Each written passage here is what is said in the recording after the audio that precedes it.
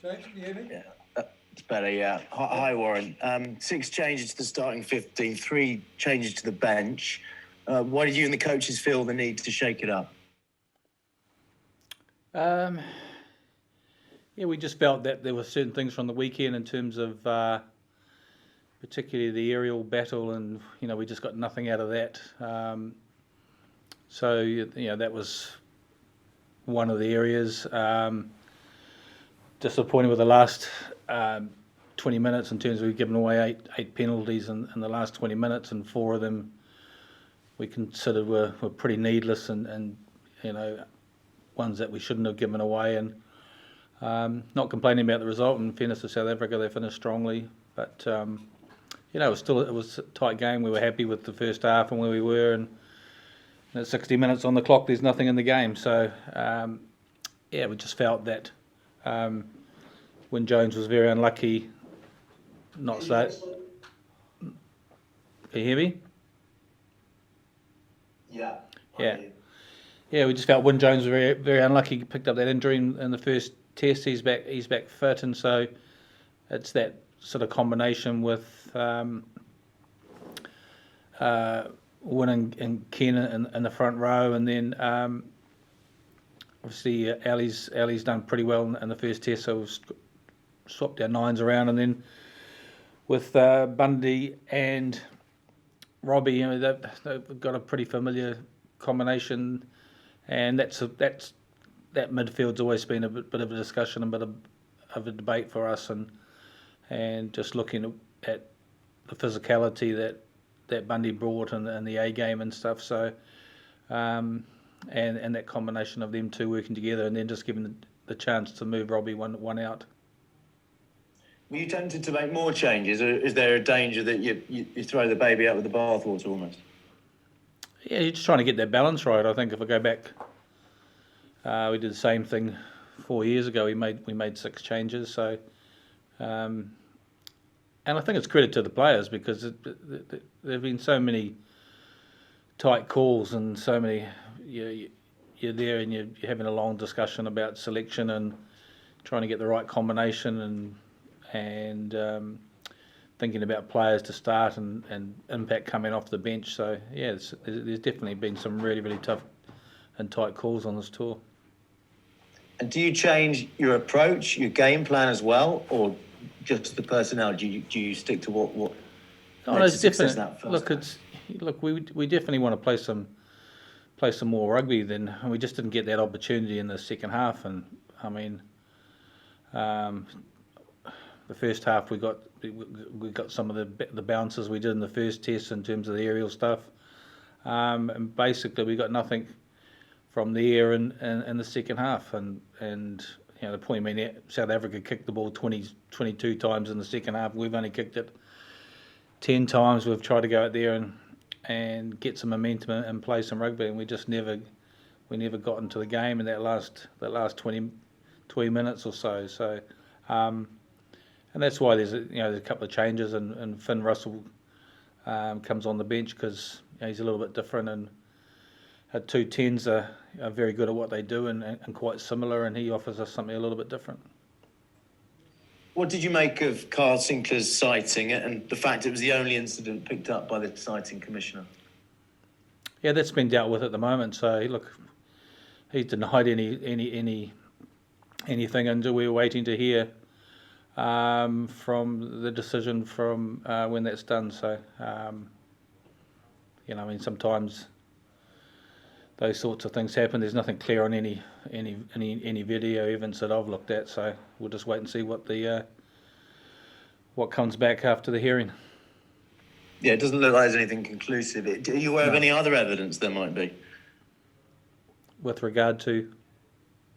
Well, the video doesn't seem to show conclusively that there's a bite. Is anyone, I don't know how it works, but have you been told there's any other evidence that would lead to the sighting commissioner pulling it out? No, not that I'm aware of. How is Carl Sinclair, how has he dealt with it? I haven't spoken to him. They had a hearing that started at 9 o'clock this morning, and it's still going. So we're waiting to see the result of that. And finally, from me, Warren, Razzie Erasmus will have to answer to World Rugby about his video. Just your reaction to that, and do you think that's the right course? Look, there's been so much said about that sort of stuff. The only thing I'm disappointed in World Rugby's statement is that they've kind of inadvertently dragged us into it. You know, we've tried to, we think, maintain as much integrity as we can in terms of we haven't been commenting on the referee. We never questioned the TMO or integrity of the TMO. The only question we asked is that why hadn't World Rugby put a contingency plan in place that if people couldn't travel or if people had got sick, and that was the only question that we had asked. So yeah, I'm really disappointed with a part of the statement where we've kind of been, they've sort of said both sides have been making comments and been critical of the officials. I'd like someone to show me where we have done that, because we've looked through everything and we can't see any instances where we've been critical of the officials. In fact, I think we've praised the officials. Thank you, Warren. Warren, in terms of the issues that you wanted to address, how do you deal with those? Is it simply a case of just repetition out on the training park? Yeah, it's just look. There's opportunities at the moment with the way we understand how much they're going to kick the ball. They don't. If you look at the game, I mean, there was 2 tries scored by then through kick pressure. Like I said, they got a lot of stuff from the aerial battle, and then got some scrums or some turnovers. That's the way the game's been played at the moment. And then, if you do win that, it does give you an opportunity to be attacking it and to move the ball. And defences are so tight. There's very little space for both teams. So you get down there and you've got to look at playing through the phases and keeping the ball. And when we did that, we put them under pressure. When we were playing through 4 or 5 phases, then they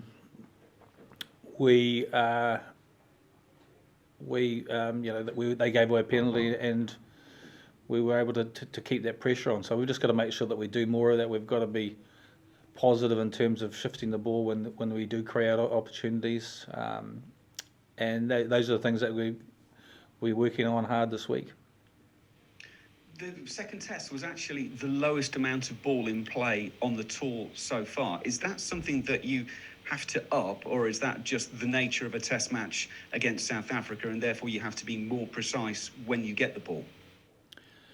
I think there's 2 things here. One is looking at the ball and keeping the ball, and also talking to the officials about making sure that we keep the game flowing.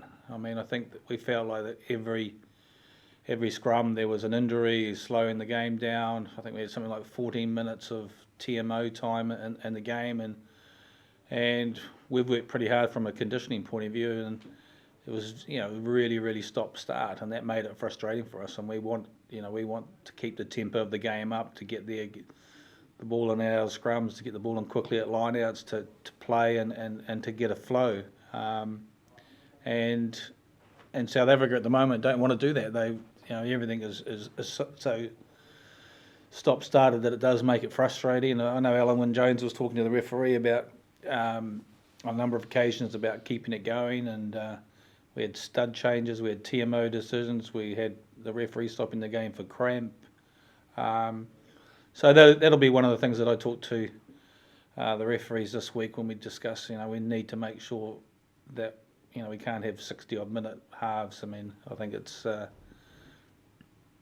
important that we keep the flow of the game, and as much from a spectator point of view, we want to see some pretty good rugby, and we didn't see some great rugby played on the weekend.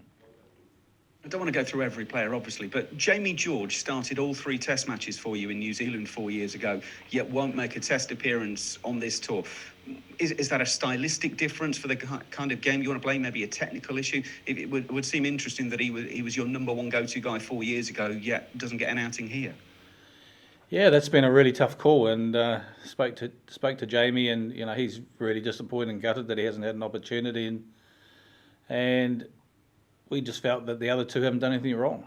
Sometimes that's what happens, and when you make calls, it's not about making a change for change's sake or giving someone else a chance. Sometimes you do that, but you've also, if you do drop a player and make changes, then you've got to give them a pretty good reason. And if they've been playing well and doing okay, then that's difficult. And we felt that both of hookers have done well, and Luke's played well on this tour, and Ken Owens has come on, given us impact at times, and Jamie's just unlucky, and that's, like I said, I keep saying it's a credit to the players because we've had so many different choices, and some players have been really unlucky. Just finally from me, I think we're all expecting Dwayne Vermeulen to be in the South African squad when it's named later. What does he bring differently from what the other number 8s you faced so far? I'm not expecting him to be in the squad, so I thought it would be. I know he's coming back, but look, he's a big part of their game, and in terms of what he brings, they've obviously have been missing his presence at number 8 in terms of his carrying and his line-out stuff and more work, brings the physicality. So I thought he may be in the 23. I would be surprised if they do start him, but we'll just have to wait and see. Thank you, Warren. Hi, Warren. Just picking up that point you made a minute ago about tempo and speed of the game. Is that you saying that if you're going to win on Saturday, you do need to pick the speed of the game up? Yeah, I mean, it would help if it wasn't such, I said, players going down for injuries on a regular basis and stopping, and you want that flow in the game. So and we've seen from other games when we've had that tempo that we've played some really good rugby, and it was very frustrating, and for us, and particularly for Alan Wynne on the weekend, he was talking to the referee on a number of occasions, asking to speed up, and you could hear the ref through his mics as well, sort of encouraging both teams to keep the flow of the game going because it was so slow. So yeah, we definitely want some tempo, particularly with the team going with a 6-2 split as well, and just how long the halves have been, but how little minutes in play that we're actually getting. So it's definitely something that's not to our advantage, and we need to work on that and make sure that we try and definitely keep that tempo up for this weekend.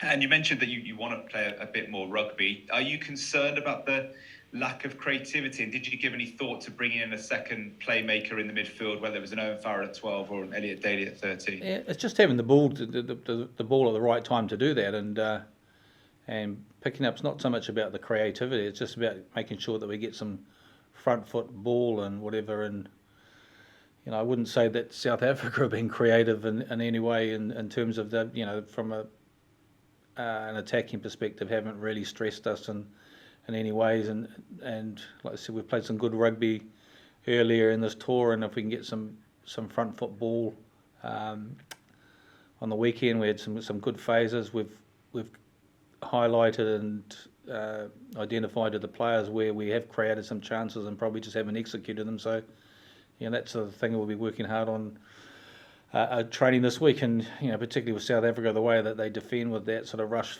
defence, closing everything in, it doesn't give you a lot of time and space, and that's why it's so important to get on the front foot and to get some go forward, whether that's through your forwards or hitting it up, or the variation of a positive kicking game to slow a bit of their line speed. That gives you just a little bit more time on the ball to create more space. Cheers.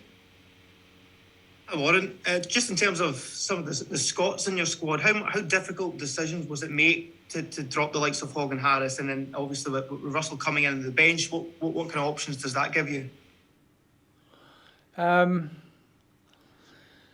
Look, there've just been some really, really tough calls in terms of that, and Stuart's had the first two games, and one of the definite strengths of Liam Williams is his aerial game, and we've unfortunately with our whole back three last week, we weren't great in that area. We put a lot of balls down, and so we felt that we needed to make a couple of changes there, and by bringing Bundy in, he does.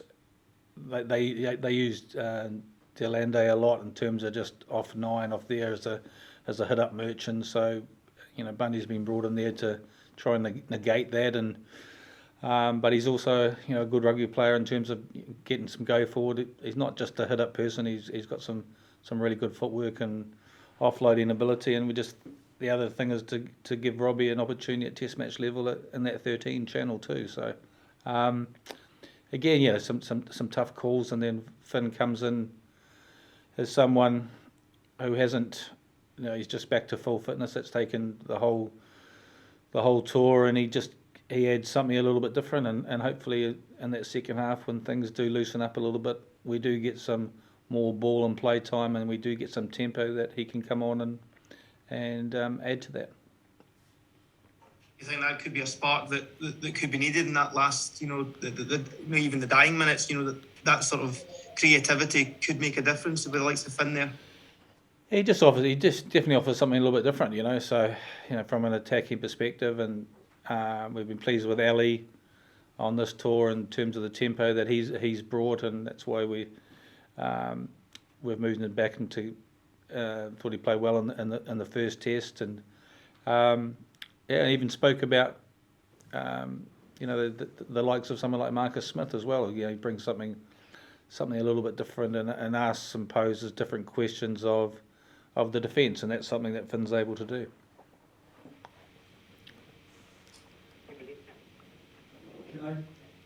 Hi Warren, Sinead here in Virgin Media News. Just again on Bundy, what was his reaction to starting, and also why didn't you include Tyke Byrne in the squad? Haven't spoken to Bundy about his reaction. I think he just named the team to the players this morning, so pretty much after we named the team, we went straight to training, so I haven't had a chat about that. The two second rows have both played 80 minutes, and one of the strengths of someone like Adam Baird is his maul defence. He was outstanding in the South African A game, did a great job. To be honest, he was quite unlucky not to start the first test in the second row, so we've felt that we need something like that to negate one of their strengths if they go to that in the game. And so Tyke's been, he's been unlucky, and Sam Simmons, we talked about some of the guys we've got on the bench, and as the game breaks up, and he hasn't had a huge amount of opportunities, but he's been training well. He's got that speed and power, and hopefully he gets a chance if the game does loosen up a little bit. Hi Warren, here. Will here. You won't have seen the Boks team, but it's just been announced, and they've got no Faf de Klerk, he's not in the 23, and no Peter Steph du Toit. Can you just comment on those two changes and what difference they'll make? Cobus Reinach starting at 9, and Franklin Moster is at 6. Yeah, I think there'll be two big losses for them, because they're both world-class players, aren't they? They do have a big impact on the game, and so they definitely will make. They definitely will be a loss without those two players. We thought that Faf had, when he came off there, might have had a hamstring or a glute, so we weren't expecting him to be playing this weekend, and we weren't sure about Steph du Toit in terms of, obviously, he took a knock early on in the game, tried to play through it, and wasn't right. Just very quickly on Faf, obviously he's such an energetic character and likes annoying people, doesn't he, around the base, and is clearly key to their kicking strategy. How much does that change, having maybe more of a running 9 in someone like Reinach? Yeah, and changes, possibly changes the way they're going to look at things, whether they kick more off 10 with Pollard, or they did in the weekend.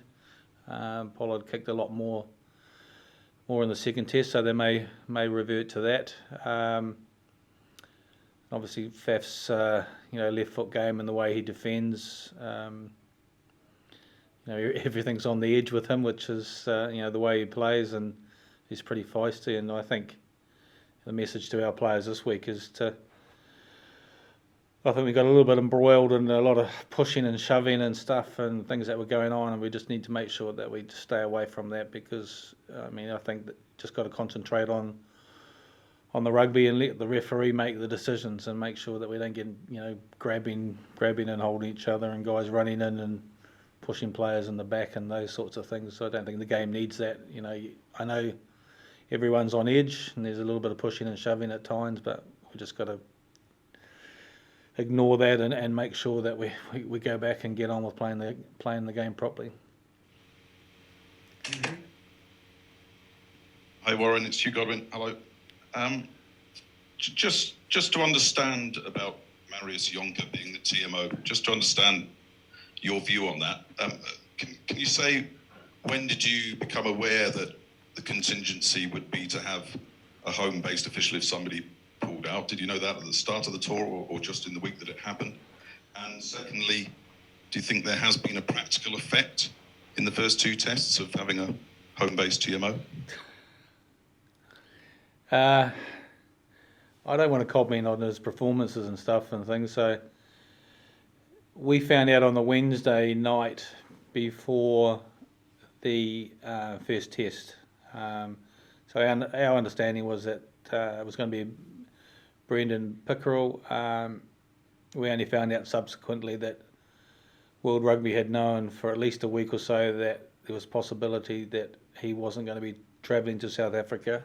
And that's what raised our concerns. And we weren't notified about that, and why there wasn't contingency in place to have that. So look, these are every 4 years you have the World Cup, and it's and how important the World Cup is. And I think the next biggest thing on the World Rugby calendar is the Lions, and you don't want to be in a position where any of the match officials can be potentially criticised or questioned, and we've already had that where these officials have been accused of being disrespected and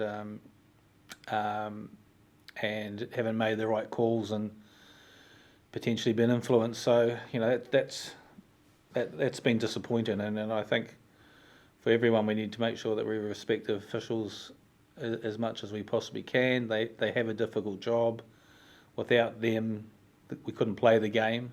And there's a lot at stake, and I understand at times we all get frustrated about certain decisions and certain calls, and sometimes you just got to suck it up and get on with it. And we've been trying to go through the process, be talking to the referees, either tomorrow afternoon or Thursday afternoon. There's a couple of things that I want to go through and ask them on some of the calls that were made and some of the decisions, a couple of the big calls, and just say, just take me through the process. Please let me understand your thought process, your thinking, so that I can convey those messages to my players, and so that I understand that. And that's kind of what you're doing. We don't always agree, and that's part of the thing that goes on, part of the process in terms of having that obviously robust debate or discussion afterwards about how, not just as coaches and players, how we understand and learn, but also hopefully it's the other way around, that the referee is seeing our point of view, or the sorts of things that we're trying to do as well. Just quickly, Warren, did you make any representations to try and get someone else out for the second and third test for the TMO? I did, yes. Yeah. No dice. What's that? No dice from World Rugby then? No, I spoke to Joe Smith, who's involved, and just asked him to please just give me some clarity on the decision, and just asking why plans hadn't been put in place regarding this. And it's not just the TMO, but what happened if the referees couldn't make it out here? I mean, I think we'd been putting in contingency plans for a number of things, and that if anything happened with COVID and the way things were, that we were covered. So, like I said, there's never been any question about integrity of the people being involved. It's just what we questioned was the process. Thanks very much, everybody. Cheers. Thank you. Thank you.